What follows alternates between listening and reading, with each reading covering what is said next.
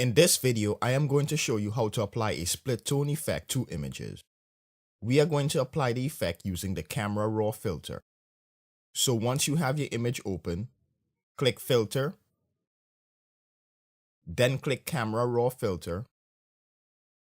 Once the Camera Raw Filter opens, we need to convert the image to grayscale.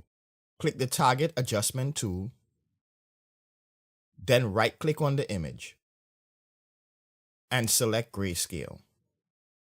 Once the image is converted to grayscale, click the Split Tone tab. Now we can tint the image. First, we need to increase the saturation for the highlights. Then we can select the color for the hue. Now we need to do the same for the shadows. Tip: if you hold the Alt key while adjusting the hue slider, you will be able to see a sample of the saturation at 100%.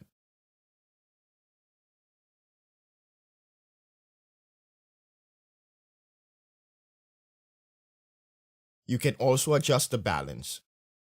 If you move the balance slider to the left, it will favor the shadows. And if you move it to the right, it will favor the highlights.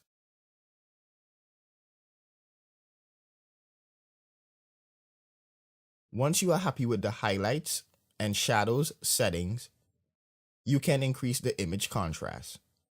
By clicking the Curves tab, select Point and create an S-curve to boost the contrast.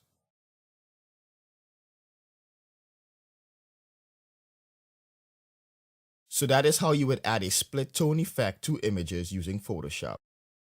If you found this information helpful, please like the video.